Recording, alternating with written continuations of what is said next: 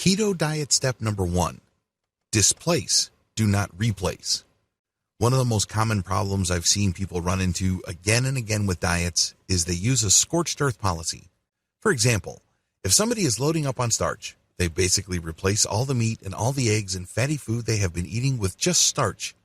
They have this black and white, either or, all or nothing mindset. Now, you may be thinking that this is a good thing. You may be thinking that this indicates commitment and a firm decision to make a change. That might be true. The problem is when you go through such an abrupt change, your body starts to push back. At first, it's not all that noticeable. But eventually, your mind and your body start pulling you back to your old eating habits. You have to understand that we're all creatures of habit. We've grown accustomed to certain things. We adopt certain lifestyles because they meet our needs at a very deep level. Your weight and your eating patterns are reflections of your personal habits. As you probably already know, changing habits is not very easy. It's definitely not something that you take on lightly. It is no surprise, given this background, that a lot of people who just abruptly change their diets end up going back to their old eating patterns. All that weight that they've lost initially in the early stages of the diet come back. Worse yet, people get heavier. They end up in a worse place.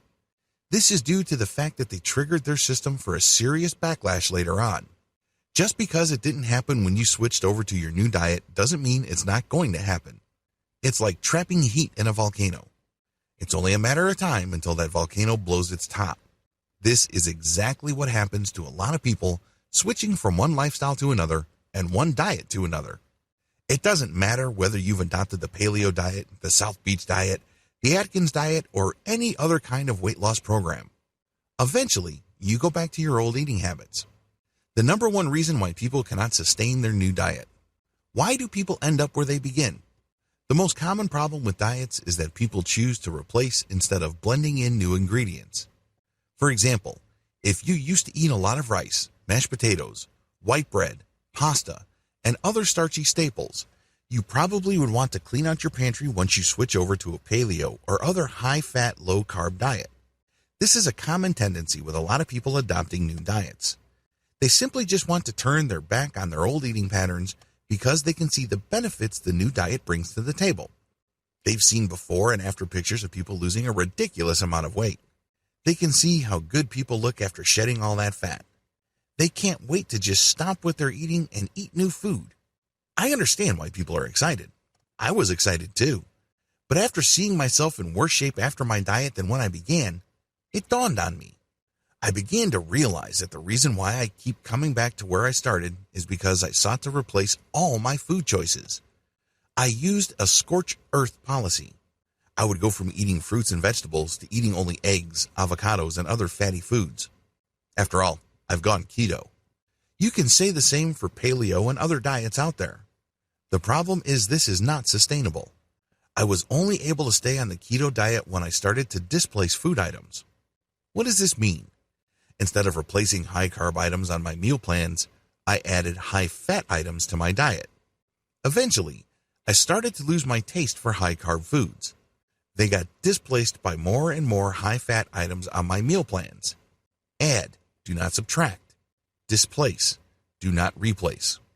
It's all in your head.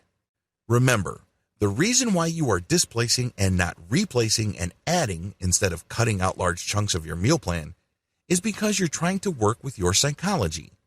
When you start taking out dishes from your meal plan, your mind starts feeling left behind. Deep down inside, you start to feel that you're denying yourself. You feel like you're losing something. I'm sure I don't need to remind you that one of the most powerful human impulses is the fear of loss or getting left behind. This is the reason why people who live in certain neighborhoods automatically get the urge to buy the same car as their neighbor once their neighbor rolls around in a new set of wheels.